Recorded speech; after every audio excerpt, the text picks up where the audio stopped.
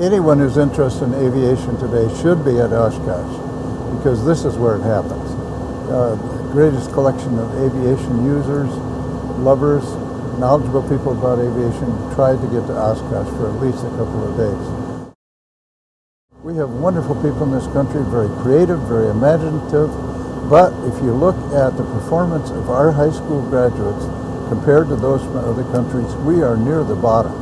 It's a shame, and it's directly related to the fact that we have not emphasized math and science instruction in our elementary and secondary schools. We have good teachers, we have students who like to learn, but there's just not the emphasis. And this is leading to real problems. For example, in the aerospace industry at NASA and other companies like Boeing and so forth, they got a big influx of people after Sputnik. And we had this massive drive to really improve our nation's standing in aerospace and in flying and so forth, and above all, satellites and space travel. And we did it. But all those people who got attracted into that now are retiring within the next 5 years. And so we are facing a tough situation. I got a bill through Congress last year.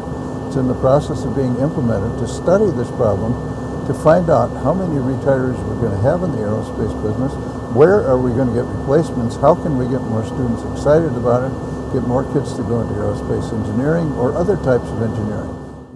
Aero-TV is brought to you by Cirrus aircraft have always been easy to fly. Now they're easier than ever to buy. A complete line of ownership programs gives you everything you need to purchase, trade, finance, lease, insure, and warranty your Cirrus. There's even an ownership program for non-pilots. The Cirrus Access Pilot can teach you how to fly or fly the plane for you. Find out more at www.cirrusdesign.com. Cirrus, for the love of flying. Now, back to Aero-TV. Well, a lot of discussion about the current battle between the big airlines and the small aircraft owners and others in between those two levels, fighting about whether or not general aviation, which you have represented here, the smaller groups, whether they should pay user fees for using the air traffic control system. The airlines claim that they're paying most of the cost of that. They are paying a substantial part, but they're also heavy users of it. And but both sides are arguing back and forth. We are in the middle, we're trying to resolve it.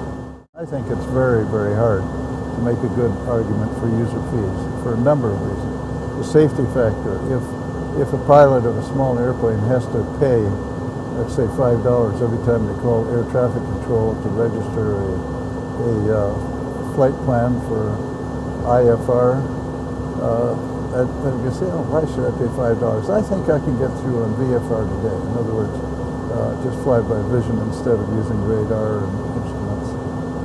That's dangerous. You don't want that incentive to be there. That's one aspect of it. There's also the cost aspect. As you know, aviation has been in hard times for the average pilot because the costs are getting so high. And related to that is the fact that we're losing airports regularly because the airport when it was built, might have been out in the country, and now houses come up around it. And even though the airport was there first, people with the houses say, oh, it's too noisy, we want to get rid of the airport. And so we are losing airports. So we have a lot of problems to deal with. The airlines have a major problem that they've been losing money the past few years. Most of them went through bankruptcy. And so they're looking in every nook and cranny to find some money. I think that's why they're trying to get the cost of the air traffic control spread more widely. But we have to work through all that and decide what is fair and what's the right thing to do. Aero-TV is brought to you by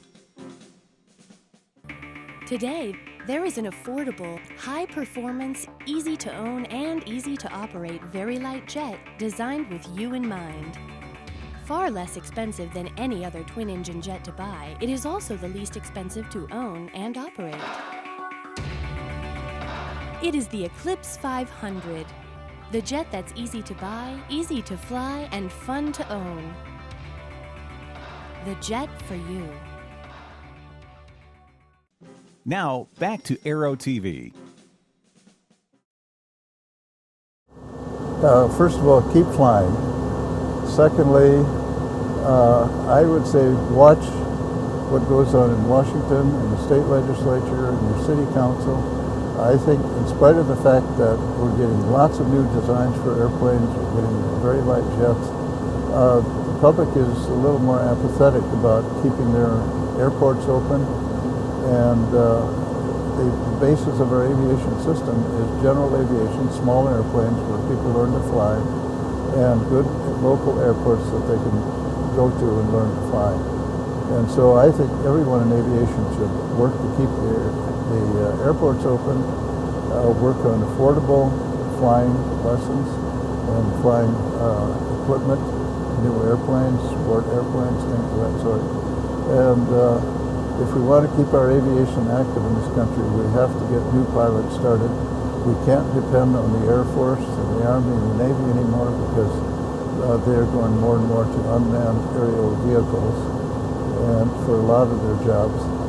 And I just think everyone should be interested in it. It's good for our country to keep